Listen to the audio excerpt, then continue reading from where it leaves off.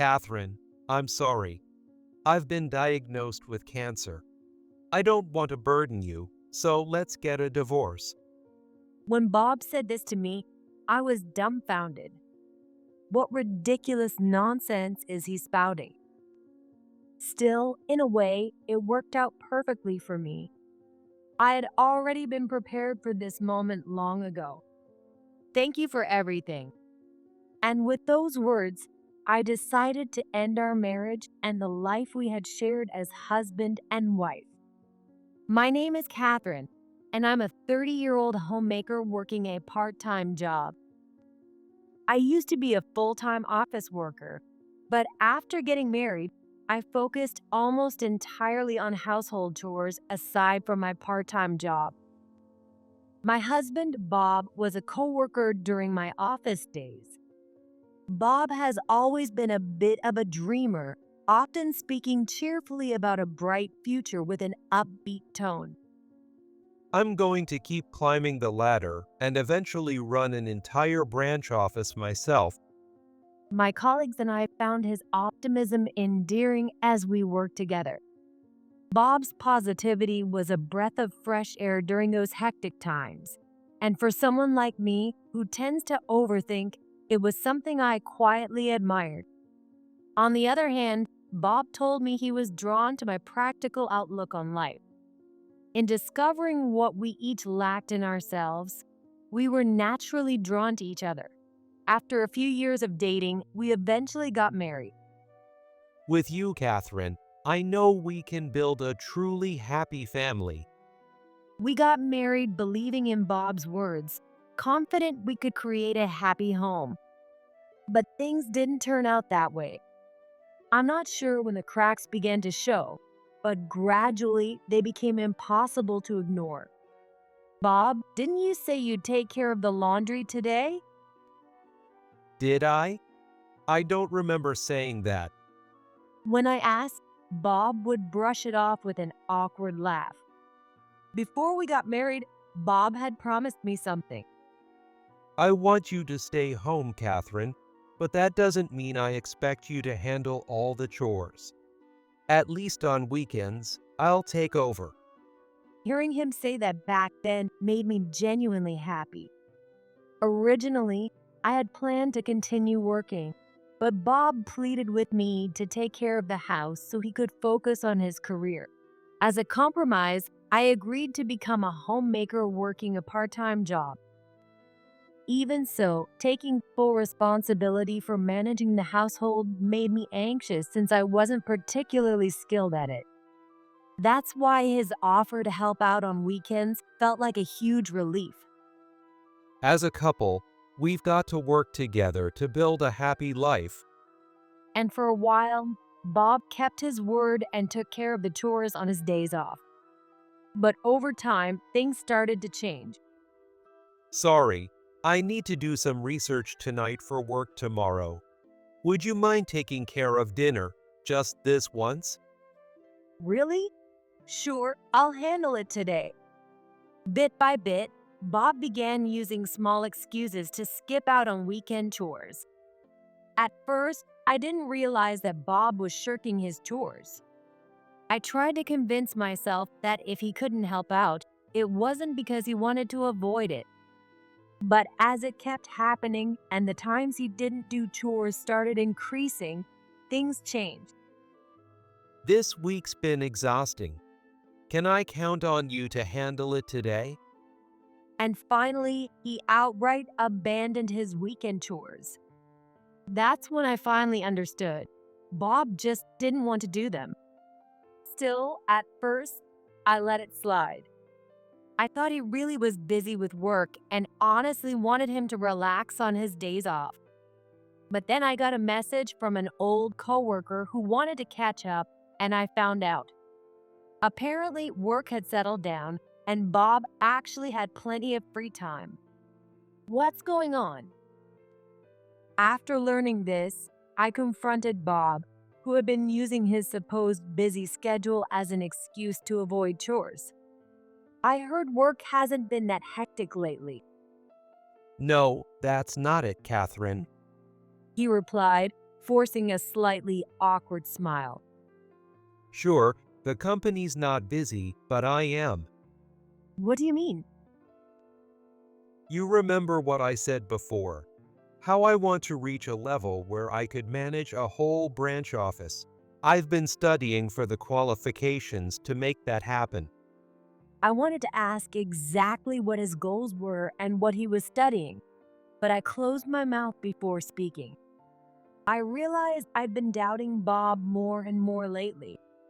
As if to reinforce my thoughts, Bob added, I felt kind of embarrassed to talk about it, so I just said I was busy with work. But saying that probably makes it seem like I don't trust you. Hearing that made me even more hesitant to ask further questions. I worried he might think I didn't trust him either. I decided to trust Bob for a little while longer and see how things played out. I loosened the purse strings for Bob when he mentioned wanting a reference book. Thanks, Catherine. I'll give it my best shot. Seeing Bob's carefree smile, I reflected on my actions. Maybe the reason I doubted Bob was that I had been relying on him too much because of my own insecurities about housework. I realized that my tendency to avoid things I wasn't good at might have caused Bob to feel frustrated. Determined to change that, I threw myself into improving my homemaking skills. I used online resources and the books I bought, and before I knew it, my dislike for housework had significantly diminished. Eventually, I started to enjoy finding ways to make housework more efficient. As I discovered new joy in my daily routine, Bob, in stark contrast, became more withdrawn and irritable at home. Apparently, he was struggling to keep up with both his studies and work. What's this dinner tonight?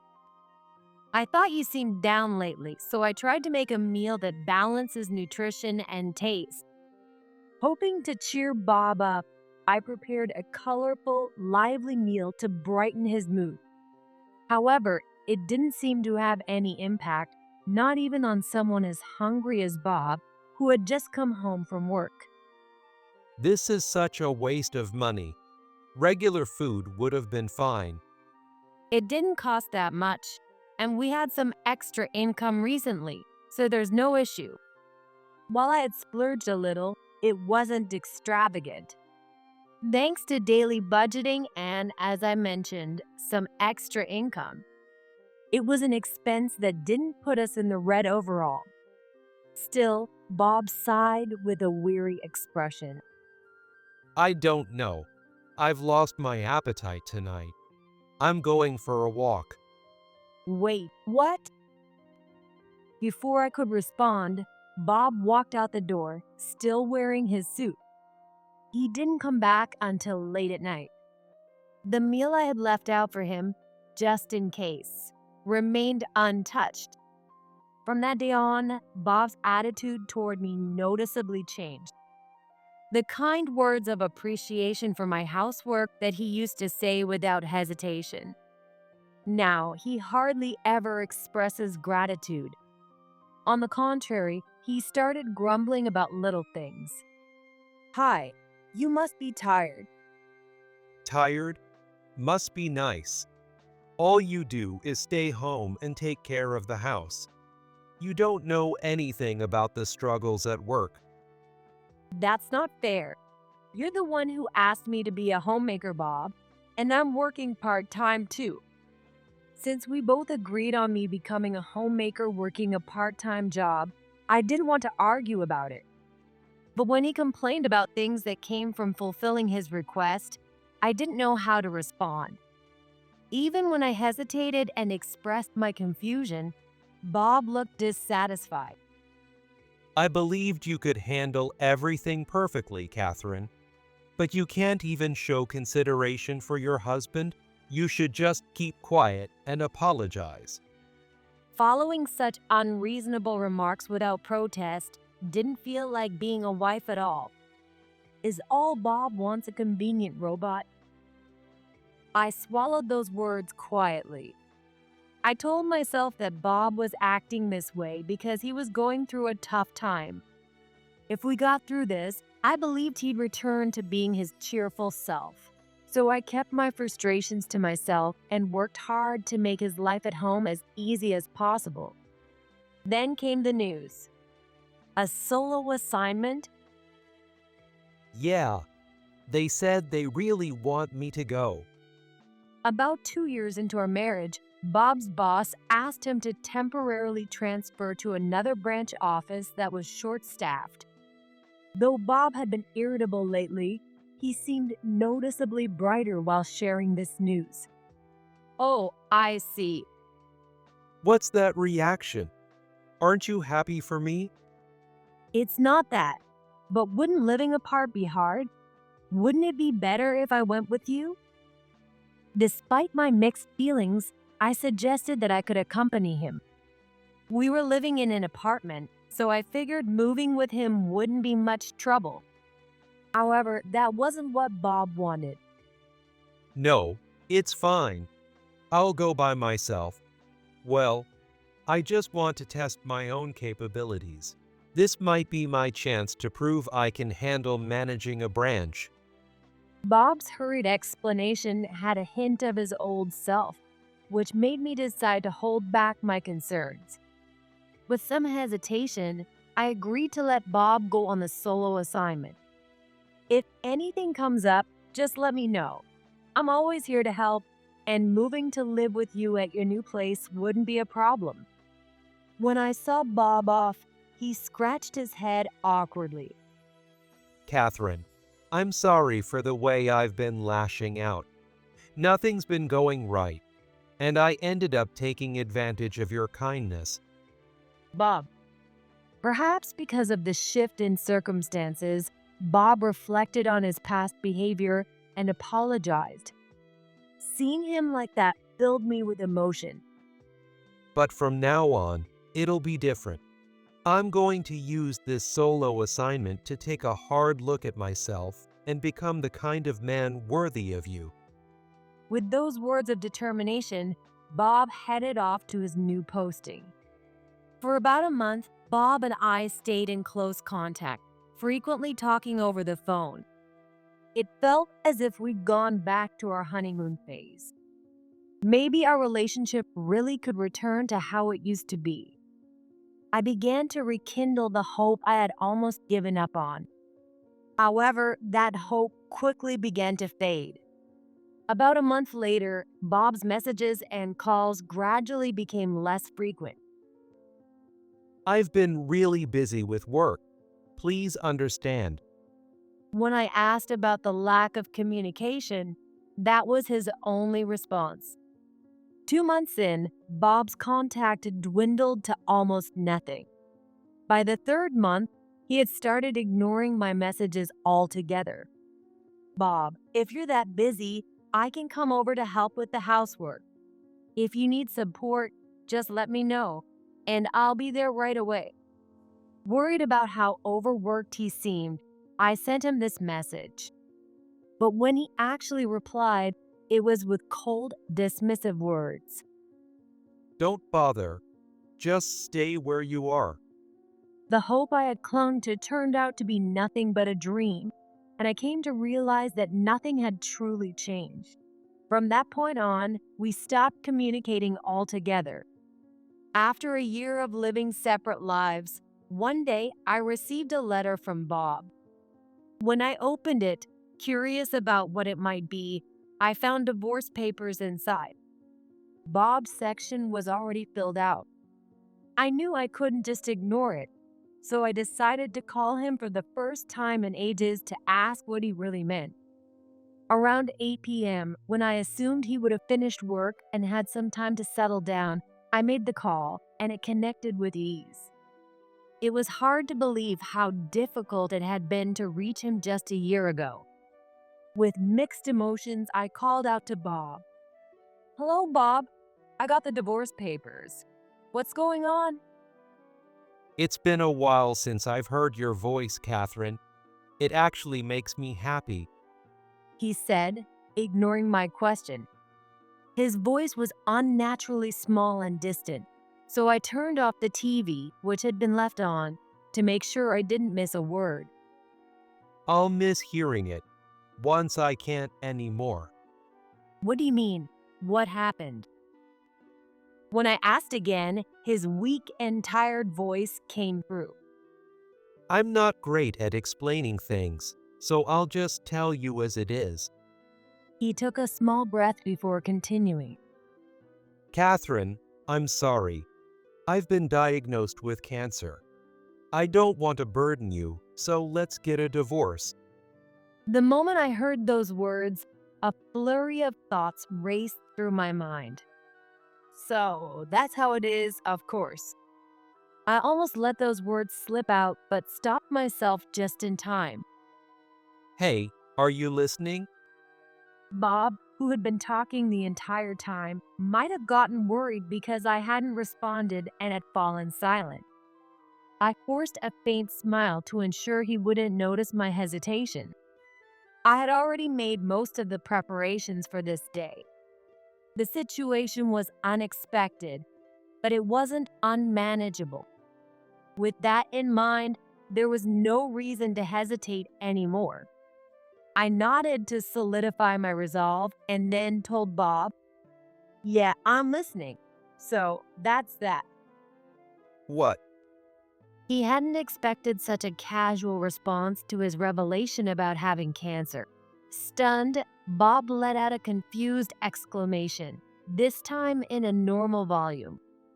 To his bewilderment, I calmly said what needed to be said. "Thanks for everything. It's going to be tough, but take care of yourself." Wait, Catherine. Hold on. Ignoring his confusion, I hung up the phone and immediately took action. By that point, I had only a handful of personal items left in the house. The rest was stuff I didn't care about anymore, so he could dispose of it as he pleased. Within hours of Bob's call, I had left the house for good. I had no intention of ever getting involved with him again. Practically speaking, cutting ties that cleanly wouldn't be easy, but as a declaration of intent, it wasn't a bad start. My first destination was a budget hotel. Although I prepared for this, it was too late at night to take any serious action. Filing the divorce papers or contacting a realtor would have to wait until the next day. After spending the night at the hotel, I got up the next morning and sprang into action. There was too much to do to waste any time. Bob called me several times, but I ignored him and focused on my tasks. I filed the divorce papers without hesitation and started organizing my belongings in the apartment I would now call home. Next, I need to update both of our parents about the situation. After a few hectic days, it was 4 days after leaving the house that I finally felt ready to take Bob's call. "Hello?" Finally. Catherine, what the heck is going on? "What do you mean?" I had a good idea of what his reaction would be, but I asked anyway, wanting to savor it a bit. As expected, Bob hesitated for a moment before speaking again in the same strained tone as before. I told you I have cancer, and this is how you act. "What? But Bob, you said you didn't want to be a burden to me, right? So I just did what you wanted and gave you space. Did I get something wrong?" No, I mean, it's not wrong, but I guess I just thought more. He mumbled something incoherent, clearly struggling to put his thoughts into words. It didn't seem worth spending more time listening. I decided to ask directly. "So, what exactly do you want from me? Do you want me to come see you? If that's what you want, I'll head over right now." No, that's not it. Catherine, do you want to divorce me? "Want to?" "Bob, you're the one who sent the divorce papers. Isn't it you who wants the divorce?" Bob went silent for a moment, likely taken aback by my calm and straightforward tone, before timidly saying something ridiculous.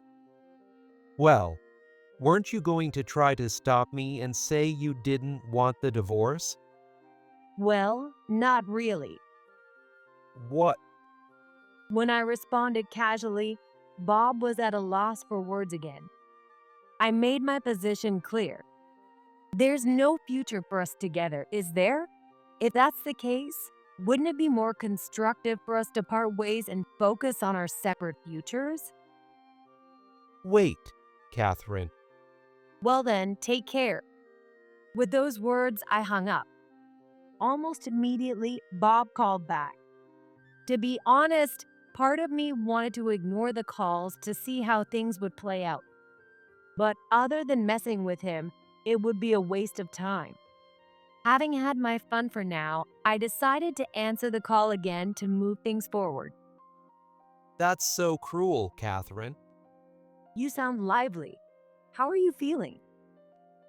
When I asked, Bob fell silent, perhaps unsure how to respond. Honestly, if he's going to create a story, at least make it believable. Well, since the cancer is a lie, of course you're fine. I heard a sharp intake of breath on the other end of the line. What do you mean, a lie? I really do have cancer. Then what kind of cancer is it? What stage is it? I couldn't help but feel exasperated. Clearly, he hadn't even thought that far into his story. As Bob stayed silent, I pressed further. Why does having cancer mean we need a divorce? Are you assuming you'll die? Do you want me to take care of you? Are you planning on getting treatment? If it's terminal cancer, what treatment options are you considering? Which hospital are you in right now? If you really have cancer, answer me. Bob couldn't answer a single one of my questions. If he were really sick, he should have been able to answer at least one, at the very least, the name of the hospital. The fact that he couldn't meant it was all a lie. Bob, you had a full health checkup before your solo assignment, and you were in perfect health. Suddenly saying you have cancer isn't very convincing. Trusting such an implausible claim would have been absurd. Thinking that Bob expected me to blindly believe him drained me in more ways than one. But I couldn't let myself get worn out. I needed to keep the conversation moving. Taking a deep breath, I said, "Well, let's assume you do have cancer. So why are you calling me back?" I really do have cancer. Sure. Let's go with that. Now continue. Bob sighed, clearly irritated by my dismissive tone. Still, perhaps realizing it was pointless to argue, he reluctantly continued. Well, I thought, if you didn't want to be separated from me, you'd insist I get treatment. And?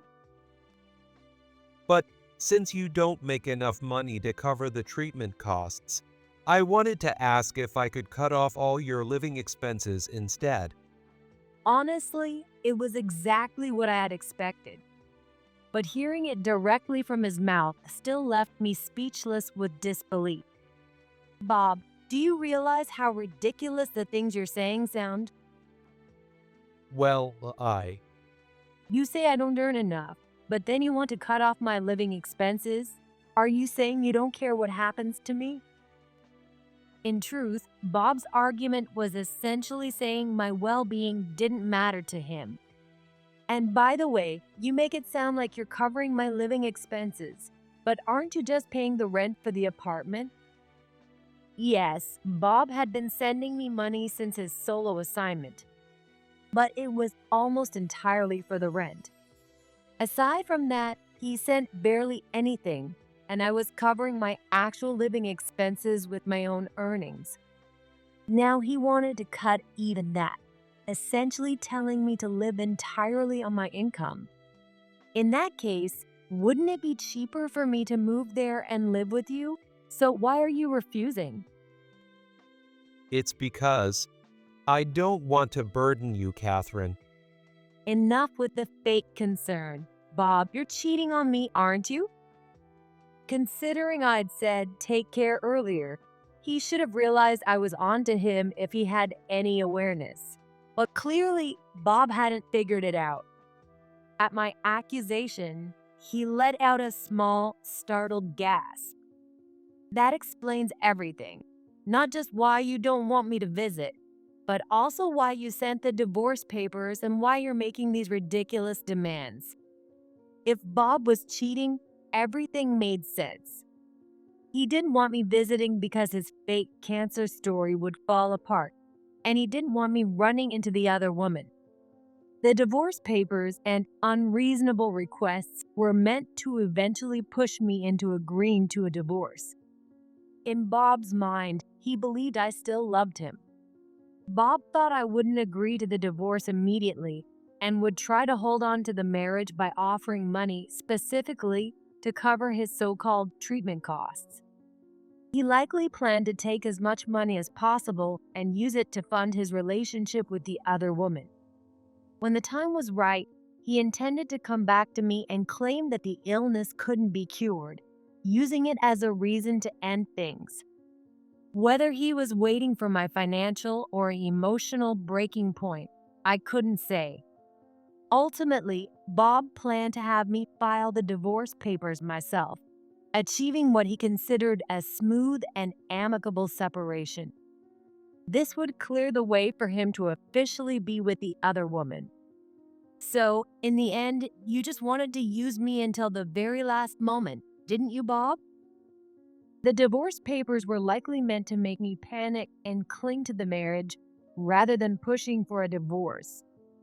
But Bob's plan was sloppy from the start, and since I'd already given up on him long ago, it was all meaningless. You're pathetic, Bob. What? Maybe my tone of utter disgust hit a nerve because Bob shouted angrily. But at this point, having seen the depths of who he really was, I felt no fear. He was all talk and nothing more. If you wanted to be with your mistress, you should have just said so. Then you wouldn't have gone through all this unnecessary trouble. What are you talking about, Catherine? I'm not cheating. And I have cancer, you know. Even now, he refused to admit the truth. Instead, he clung to the lie about his illness as if it were a shield. Even if the cancer were real, he didn't seem to understand that it wouldn't serve as a free pass to excuse his cheating. It hit me once again that the Bob I had once loved and been drawn to was long gone. If that was the case, there was no reason to hold back anymore. With that reaffirmed in my mind, I delivered my final warning to Bob. Bob, stop embarrassing yourself any further. If you don't, things might get even worse for you. What does that mean, worse? Hey, Catherine. He seemed to have forgotten his own fabricated story, yelling loudly into the phone. But feeling I had fulfilled my minimal obligations, I ignored him and hung up. I truly hoped he wouldn't stoop any lower than he already had. But deep down, I suspected even that modest hope was asking too much. Sure enough, a few days later, Bob started calling me again. At first, I ignored him, but his persistence was relentless. Sighing, I finally picked up, only to hear his grating voice. Why aren't you at the apartment? Apparently, he had gone there intending to confront me directly. He must have thought that seeing me in person would somehow fix things. I didn't want to believe he was that short-sighted, but considering his tone, it was possible he might resort to physical intimidation. In hindsight, leaving the apartment immediately had been the right decision. Well, obviously, it's because I don't want anything to do with you anymore. That's why I'm living in an apartment you don't know about now. What? An apartment? Where are you getting the money for that? You must be cheating. You're getting money from your lover, aren't you? Admit it. Bob, apparently unable to believe what I said, hurled absurd accusations at me. No, I'm not. Just because you're cheating doesn't mean you get to drag me down to your level. Then how can you afford to live in an apartment? Do you remember a while back when I told you I had some extra income? Bob paused for a long moment before responding in a confused voice. Did you say something like that? Yeah, that's about what I expected. Back then, Bob was so wrapped up in himself that he had no capacity for concern or consideration for me. I didn't expect him to remember, but it still made me sigh. You don't remember, but I did mention it. Anyway, that extra income came from videos. Videos. What do you mean, videos? I started posting videos sharing tips on housework and cooking. When Bob began shirking housework, I documented my trial and error process and turned it into videos. By posting those videos, I hoped to reduce the number of people struggling like I had. However, life can be surprising. The videos received far more attention than I had expected, and before I knew it, the view counts were skyrocketing. Some videos even reached 7-digit views. My channel became monetized, allowing me to earn an income. On top of that, a publisher approached me, and I published a book that reorganized the content from my videos. The book sold quite well, and as a result of these combined successes, I can now live comfortably in my apartment without any financial worries. Well, I can live just fine without relying on you anymore. You didn't need me either, right? You've got to be kidding me. So what? You're saying this is thanks to me? Then give me some of that money. No, give me the treatment costs. Unbelievable. Are you seriously still saying things like that? Sure, it all started because of you, but you never helped me in any way, did you? If Bob had noticed my efforts back then and helped with housework, I might have understood his demands. But the fact was, Bob had done absolutely nothing. Judging by the frustrated groans he let out, he seemed to know it too. He couldn't even come up with a proper rebuttal, which only proved my point. Besides, I know the truth. Back then, you claimed you were studying for some certification, but you weren't doing anything, were you? The desk and shelves Bob had supposedly set up for studying didn't hold a single reference book. At the time, I chose to trust him and didn't question it, but now it's obvious. It was all lies, nothing but empty words. And I've heard your solo assignment was a lie too. It was basically a demotion because you kept messing up at work, wasn't it? Actually, I had known from the very beginning after hearing about it from a former coworker. Even so, I had deliberately chosen not to bring it up. Why? Judging from his muttered question, he was wondering why I hadn't said anything despite knowing. I answered calmly and gently. Because I wanted to believe we could start over. That you might go back to being the Bob I met all those years ago. Whether it was a solo assignment or a demotion, Bob's eyes had been bright with determination as he set off for his new post. I wanted to believe that his words of reflection and apology to me had been genuine. But that hope was quickly and thoroughly crushed. I might have been able to endure his cold attitude toward me. However, when he said to me not to come to his place, it raised a red flag, and the private investigator's damning report confirmed everything. That's when I fully understood. Bob had been nothing more than a shallow man who said whatever sounded good in the moment, even from the day we first met. As it turned out, he had been flattered by a younger female colleague at his branch office and had eagerly reciprocated with tailored compliments to match her. If it was just a casual fling, then what was our marriage and the life we shared afterwards supposed to mean? With that thought in mind, I asked Bob, "Bob, what am I to you?"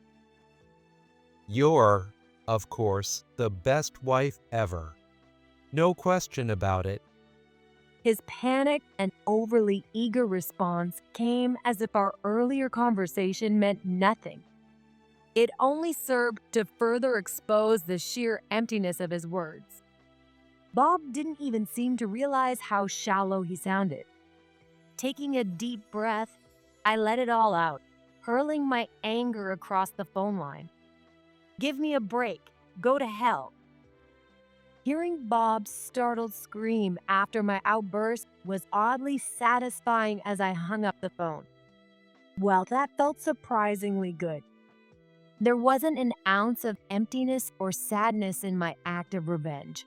Instead, I felt refreshed and even laughed at how good it felt. Oh well, that's that.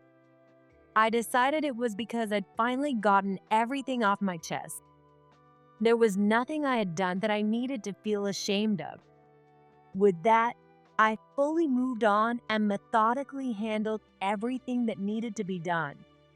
Bob, having been completely rejected by me, apparently tried to run to his parents, tattling on me with lies and half-truths to win their sympathy.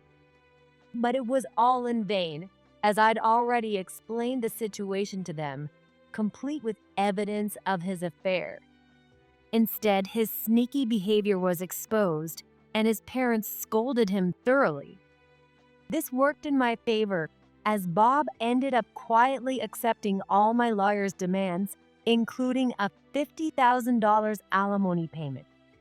Even with the division of assets, both our parents ensured that I wasn't put at any disadvantage. Incidentally, I later heard that when Bob learned I'd already filed the divorce papers long ago, he was left utterly dumbfounded, which I found amusing. So, what happened next? The woman Bob had an affair with, furious at being ordered to pay $20,000 in damages to me, publicly lashed out at him in front of everyone at their workplace. The resulting commotion brought most of the story into the open within the company. As a result, the two of them were met with cold stares from colleagues and faced severe treatment from their boss, leading them to quit the company in disgrace. I don't know what happened to them after that, nor do I care. I've maintained a good relationship with Bob's parents and occasionally exchanged seasonal gifts with them, but his name has never once come up during these interactions. I imagine they'd rather not talk about him. That said, both Bob and his ex-mistress continue to pay their damages to me in installments, so I know they're alive. As long as they keep paying and stay out of my life, that's all I need. As for me, I returned to my old job a while ago. While I'm still earning income from my video channel and book sales, I know those aren't reliable sources I can count on forever. I was a bit nervous about the gap in my career, but my coworkers have been kind and supportive, and I'm slowly getting back into the swing of things. My parents occasionally drop by to check if I'm struggling emotionally, but each time I reassure them with a big smile that there's no need to worry. My life with Bob ultimately ended in failure, but I don't see it as wasted time. There were so many lessons I wouldn't have learned without that marriage. For now, I'm steering clear of romance for a while, but I'm confident I won't be easily deceived again. I'll patiently wait for the day I meet someone who truly captures my heart once more.